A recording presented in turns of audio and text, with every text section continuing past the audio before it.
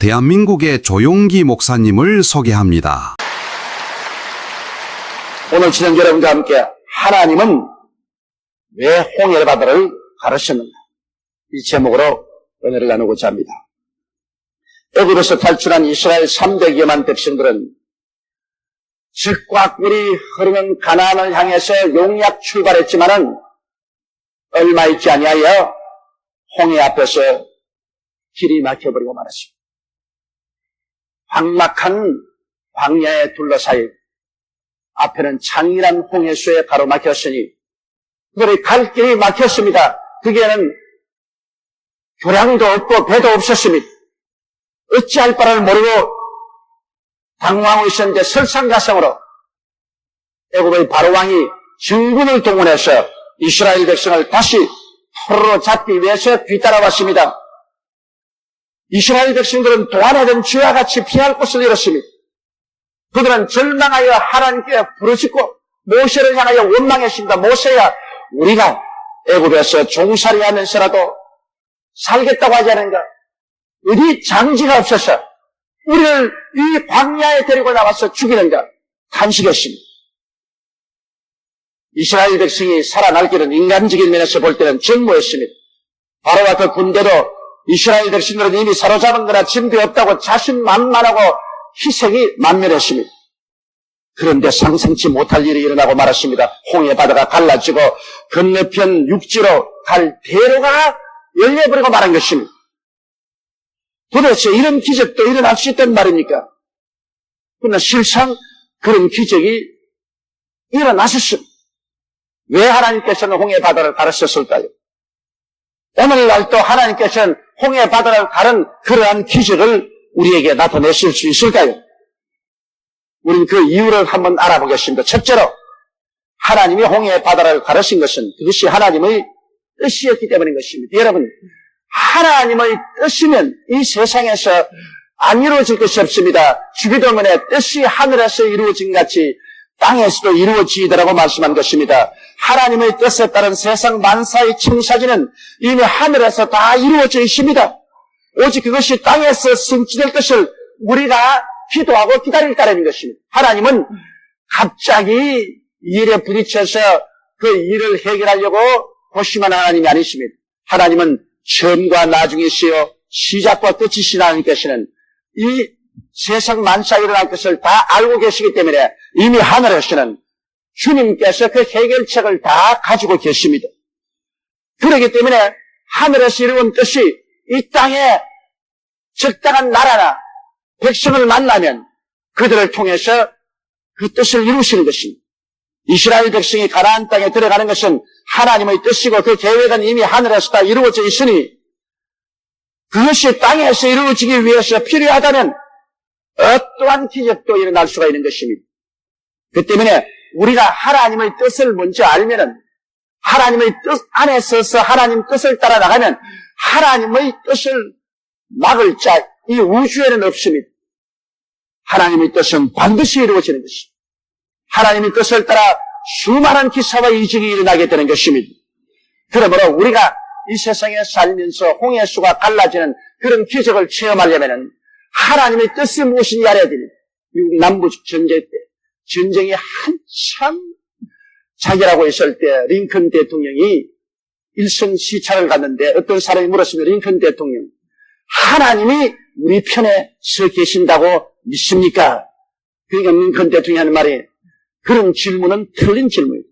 하나님이 우리 편에 서 있냐 그것을 물을 것이 아니라 우리가 하나님 편에 서 있는지 아닌지 그것을 살펴봐야 된다고 말한 것입니다. 여러분, 우리의 삶도 그렇습니다. 하나님, 나를 위해서 일해 주시옵소서 그러지 말고 하나님, 내가 하나님 편에 서 있는지 알게 하여 주시옵소서.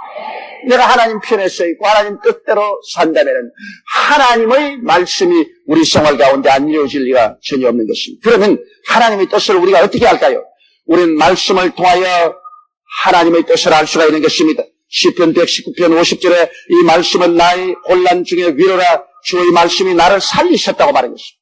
아무리 혼란을 당해도 주의 말씀을 깨달아 알면 그로써 문제가 해결되는 것입니다. 시편 119편 105절에는 주의 말씀은 내 발의 등이요 내 길의 빛이라고 말한 것입니다. 이러므로 어둡고 캄캄한 길을 갈지라도 여러분 주의 말씀을 통해서 하나님의 뜻을 알고 나면 우리가 그 뜻 위에 서게 되면 그 다음부터 그 말씀이 우리를 통해서 나타난 것입니다. 이러기 때문에 평소에 우리가 창세기부터 계시록까지 하나님 말씀을 많이 읽고 많이 듣고 많이 묵상하여 하나님의 뜻을 마음속에 알고 있으면 그 뜻 속에 서서 걸어가는데 장애물이 있을 수가 없습니다. 예를 들어 말하면 영접하는 자, 곧 그 이름을 믿는 자들에게는 하나님의 자녀가 되는 권세를 주었으니 이는 육신으로나 혈통으로나 사람의 뜻으로 나지 않고 아버지께로 난 자들이라고 말했습니다. 그렇다면 남녀, 노유, 빈부, 비정할 것 없이 예수만 믿으면 구원을 얻도록 하나님이 떼내놓으실 수 있습니다. 그렇기 때문에 예수 믿고 난 다음에 구원 못 받을 자가 없습니다. 아무도 막을 자가 없습니다. 하나님의 뜻이기 때문에 예수를 믿는 자는 하나님의 모든 영역이 역사하여 주어서 그를 천당까지 이끌어가는 것입니다.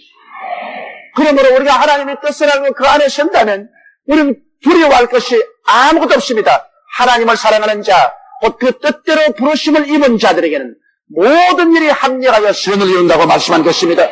우리가 하나님의 뜻을 알고 그 뜻 안에 서면은 모든 것은 합력하여 선이 됩니다. 마귀가 아무리 우리를 도적질하고 죽이고 멸망시키려 해도 오히려 우리에게 선을 이루는 계기를 만들어 놓고야 마는 것입니다. 그러므로 우리가 하나님 말씀을 통해서 하나님의 뜻을 알 수가 있습니다. 또한 우리가 성령님의 계시를 통하여 하나님의 뜻을 알 수 있습니다. 로마서 8장 14절에 무릇 하나님의 영으로 인도함을 받은 그들은 곧 하나님의 아들이었습니다. 그러므로 하나님의 아들이면 모두 다 그 속에 있는 성령의 인도를 받을 수가 있습니다. 이러기 때문에 우리가 간절히 기도하면 하나님의 성령께서 그 마음속에 깨달음을 주십니다. 혹은 꿈을 통해서 하나님의 깨달음을 주시기도 하고 환상을 통해서도 깨달음을 주시기도 하고 마음에 고요하고 잠잠한 음성을 통해서도 하나님의 성령이 인도하시는 것입니다. 그렇기 때문에 우리가 하나님의 뜻을 알기를 원하고 하나님 뜻 속에 서기를 원하면 우리가 성령님께 의지하고 간절히 기도하면 성령께서는 이 여러 가지 방법을 통해서 우리 가운데 하나님의 뜻을 알려주시는 것입니다. 또한 하나님은 마음의 깨달음과 확신을 통해서 하나님의 뜻을 우리에게 알려주는 것입니다. 잠언서 3장 5절 6절에 너는 마음을 다하여 야훼를 의리하고 내 명철을 의지하지 말라. 너는 범사의 그를 인정하라. 그리하면 내 길을 지도하시라고 말씀한 것입니다. 우리가 마음을 다하여 하나님께 의리하고 하나님의 뜻을 알기를 원하면 하나님은 마음에 깨달음을 주십니다. 이것은 하나님의 뜻이 아니다. 이것은 하나님의 뜻이다. 마음에 대낮에 물체를 버릇이 밝히 깨달음을 주십니다. 또 마음에 불안과 공포를 제하시고 확신을 주셔서 하나님의 뜻을 우리에게 보여주는 것입니다. 또 그렇지 않으면 하나님께서는 환경을 통해서 우리를 인도하십니다. 시편 37편 5절로 6절에 너희 길을 야훼께 맡기라. 저를 의지하면 제가 이루시고 내 의를 빛같이 나타내시며 내 공의를 증오의 빛같이 하시려는 것입니다. 우리 길을 야훼께 맡기고 하나님의 뜻을 알기 위해서 기도하면 하나님의 환경을 통해서 이것이 하나님의 뜻이다. 이것이 하나님의 뜻이 아니다. 이것을 밝히 알 수 있도록 하나님께서 환경을 통해서 우리의 깨달음을 주시고 이끌어 주시는 것입니다. 그러므로 하나님의 뜻을 우리가 밝히 알고 인생을 살아야지. 하나님의 뜻을 제껴놓고 내 뜻대로 하면은 가다가 넘어지고 자빠지고 상처를 입어도 건질 자가 없는 것입니다. 그러므로 우리는 항상 우리의 적은 일부터 큰 일까지 우리 무릎 꿇어 엎드려서 하나님이여 주의 뜻을 내게 보여주시옵소서. 주님의 뜻을 알게 하여 주시옵소서. 일단 주의 뜻을 알면 그때는 사자처럼 강하고 담대할 수 있습니다. 다윗과 같이 용감할 수 있습니다. 하나님의 뜻을 알았으면 그 다음에는 눈은 아무 증거 안 보이고 귀에는 아무 소리 안 들리고 손은 잡히는 없어도 내가 하나님과 같이 하고 하나님 뜻이 나와 같이 함으로 모든 기적이 일어나서 이 뜻이 이루어질 것을 확신할 수가 있는 것입니다. 둘째로 이 하나님의 뜻은 순종하는 사람을 통하여 나타나는 것입니다. 아무리 하나님의 뜻을 알고도 우리가 순종하지 아니하면 하나님의 뜻이 그 사람을 그릇으로 쓸 수가 없습니다. 그러나 우리가 하나님의 뜻을 알고 하나님을 따라서 순종해야 살면 하나님은 그 그릇을 쓸 수가 있는 것입니다. 여러분 이스라엘 백성은 430년 동안 살던 정든 태행을 버리고 하나님을 따랐습니다. 말이 430년이지 4대 이상을 살았습니다. 그러므로 이스라엘 백성은 벌써 애굽의 고센 땅에서 태어나서 그곳에 4대 이상을 살았기 때문에 그곳이 자기들의 고향 땅인 것입니다. 조상들의 묘지가 그게 있고 그들이 그곳에서 그곳에 있는 양식을 먹었으니 그곳에 있는 흙이 자기들의 고향 땅입니다. 그런데도 불구하고 하나님께서 이스라엘 백성을 젖과 꿀이 흐르는 가나안 땅으로 가라고 말씀할 때 그들은 모세를 따라서 출발했습니다. 그렇기 때문에 홍해수가 갈라지는 기적을 베풀었죠. 순종하고 따라가지 않으셨으면 하나님께서 그와 같은 기사와 이적을 행하실 수가 없는 것입니다. 성경에는 하나님은 우리의 목자라고 말하십니다. 여러분, 성경에 다윗이 말하기를 하나님은 나의 목자시니 내게 부족함이 없다. 제가 나를 푸른 초장에 누이시며 실만한 물가로 인도한다고 노래했는데 여러분, 양은 목자를 무조건 하고 순종합니다. 양이 목자를 순종하지 않고 제 마음대로 가면은 도저히 목자가 양을 이끌 수 없습니다. 그러나 목자가 앞서면 양은 무조건 목자 따라갑니다. 죽는 데라도 목자를 따라갑니다. 그러면 목자는 양을 이끌 수가 있어요. 여러분, 우리의 목자 예수님은 좋은 목자입니다. 예수께서 친히 말씀하기를 나는 선한 목자라. 나는 나의 양을 위해서 목숨을 버리거니와 삭구는 목자도 아니요 양도 자기 양이 아니므로 이리가 오는 것을 보고 달아난다고 했습니다. 그러나 예수님은 선한 목자로 자기 양을 위해서 생명을 버리기까지 한다고 하셨으므로 주님은 우리를 사랑하셔서 우리를 인도하기를 원하시는 것입니다. 그렇기 때문에 우리가 주님을 순종하면 주님께서 우리를 못 이끌려 되겠습니까? 주님 말씀하기를 하늘과 땅의 모든 권세를 내게 주셨다고 말한 것입니다. 하나님은 전지 전능 무소부재하시고 역사의 주권자가 되시며 절대 주권자가 되시기 때문에 하나님의 말씀에 순종해 나가면 하나님께서는 우리를 푸른 초장으로 이끌어 주시고 쉴만한 물가로도 이끌어 주시고 주님께서 우리 영혼을 소생시켜 주시고 주의 이름을 위해서 우리를 의의 길로 이끌어 주시기도 하는 것입니다. 우리가 시험을 당하여 사망의 엄침한 골짜기를 다녀도 우리가 주의 뜻에 순종하고 살면은 주님이 함께 계셔서 주의 능력과 주의 인도하심을 통해서 상치 있지 않게 만들어 주십니다. 원수가 우리를 공격하면 우리가 주의 뜻 속에 서 있으면 오히려 하나님께서 그 기회를 이용해서 우리에게 진수성찬 차려서 힘을 얻어 성령의 충만함을 받아 원수보다 우리를 성하게 만들어 주시고 우리의 잔이 넘치게 만들어 주는 것입니다. 주의 뜻을 따라서 가는 우리들에게는 하나님이 항상 인자하심과 선하심을 베푸시고 또 우리 종국적으로 천국에 들어가서 영원히 주와 함께 살도록 이끌어 주시는 것입니다. 오늘 수많은 사람들이 자기의 생애 속에 하나님의 뜻이 무엇인 것을 알면서 가장 기본적인 것조차 순종하지 않습니다. 여러분, 우리의 생애에서 주어진 하나님의 가장 기본적인 뜻은 성수주의라는 것입니다. 엿새 동안 일하고 일회째는 쉬라고 말하셨습니다. 요사이 40대, 50대 사람들이 많이 급사한다고 말하는데 예수 믿는 사람 하나님 말씀대로 하면 급사할 리가 없습니다. 왜? 엿새 동안 일하고 일회째는 교회에 와서 심신을 휴식하면 되는 것입니다. 하나님 믿지 않은 사람은 쉬는 날도 과격한 운동을 함으로 말미암아 오히려 몸에 상처를 입습니다. 여러분, 엿새 동안 일하고 일회째는 쉬고 그리고 후암이나 후두암이나 폐암이나 위궤양이나 심장병이나 신장병을 일으키는 그 독한 담배 피지 않습니다. 담배보다도 더 큰 해독은 없습니다. 그렇죠. 술 마셔가지고서 간경과 간암이 걸리는 사람이 40, 50대 수도한데 그런 폭우 안 하죠. 그리고 사람이 밤 10시에서부터 새벽 2시까지가 잠을 잘 때 우리의 상처를 다 고치고 우리에게 젊음을 복구시켜주는 메타노닌이라는 몸속에 호르몬이 생산됩니다. 그런데 밤 11시, 12시까지 폭음하고 과로하고 그러고 잠 못하니까 몸속에서 메타닌이 생산될 수 없습니다. 상처를 복구시키고 몸을 젊게 하는 그런 것이 나타나지 않아요. 그럼 예수 믿는 사람 일찌감치 집에 와서 일찍이 자고 새벽에 일어나서 기도하기 위해서 준비하니까 밤 10시면 되게 잠자고 아침 일찍 일어나니까 충분히 그 몸속에 몸의 상처를 회복시키는 그러한 호르몬이 생산되어 가지고 건강이 그냥 회복된단 말입니다. 이렇기 때문에 주를 믿고 주를 순종하는 사람이 여러분 독한 병에 들려서 조사할 리가 없습니다. 장수하게 마련인 것입니다. 이와 같이 우리가 하나님께 순종해서 살면은 하나님께서 모든 면에 우리에게 복을 주셔서 우리 영혼이 잘됨같이 범사에 잘되며 강건하고 생명을 얻던 넘치게 얻게 해주시는 것입니다. 이러므로 성수주의하고 우리의 물질 중에 11조를 주님께 드림으로 우리 마음속에 탐욕을 제하고 하나님께 믿음을 두게 만드는 것입니다. 내 물질 있는 곳에 내 마음도 있다고 했으므로 11조 드리는 신자치고 진실하게 하나님 안 믿는 사람 없습니다. 왜? 내 물질 있는 곳에 마음이 있기 때문인 것입니다. 이렇기 때문에 하나님 앞에 충성을 할 수 있고 또 나가서 사람들에게 그리스도를 전도하면서 사는 이와 같은 것이 우리가 진실한 가장 근본적인 하나님의 뜻을 순종하는 것입니다.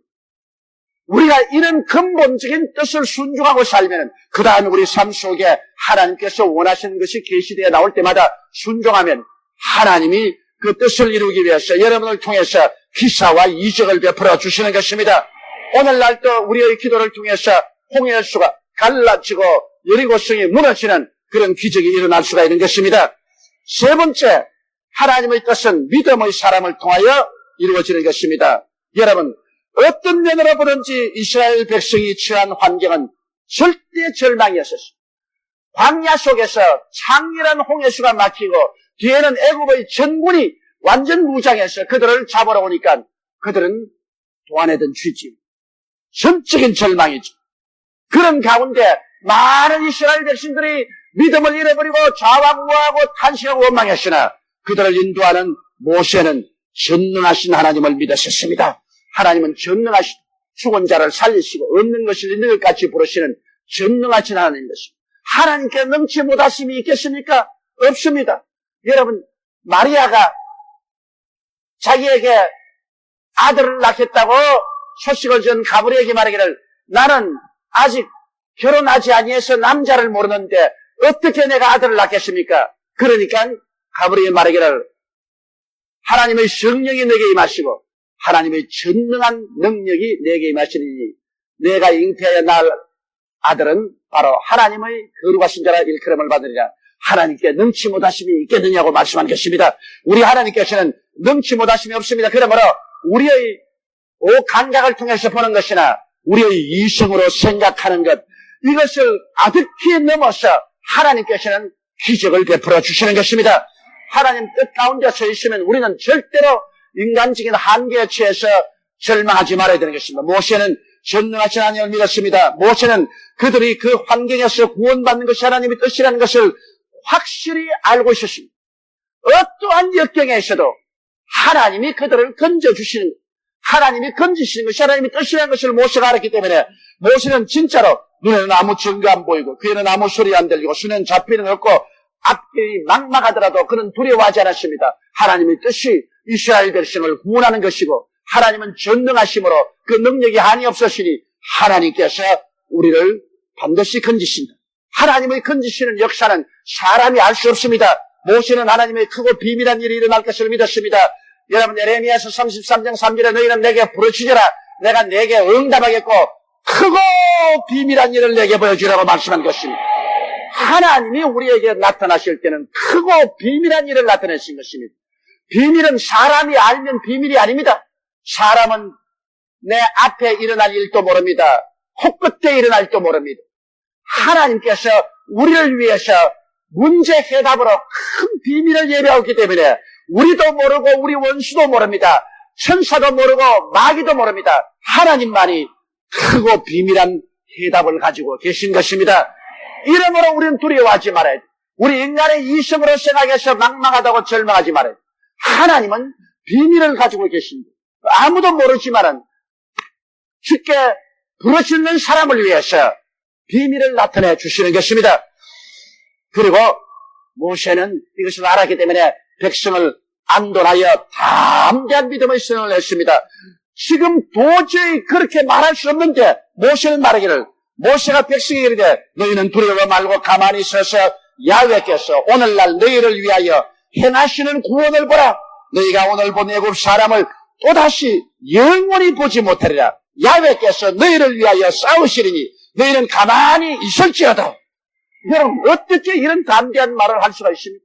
지금 외국 군대가 뒤에서 승승장구하여 밀고 들어오고 이스라엘 백성은 혼비백산에서 오합지졸이 되어서 우왕좌왕하고 앞에 파도 소리는 천지를 진동하는데 그 가운데 모세는 조금 더 동요하지 않았습니다. 그는 전능한 하나님을 믿었으며 그들이 그 환경에서 구출해 주는 것이 아버지의 뜻인 것을 알았기 때문에 하나님의 크고 비밀한 것이 나타날 것을 확신하고 이스라엘 백성들에게 가만히 있어라, 잠잠하여 구경하라, 아틀란타 올림픽 텔레비에 보는 것처럼 구경하라, 가만히 있어서 하나님이 너희를 위해서 어떻게 구원하는가 보라.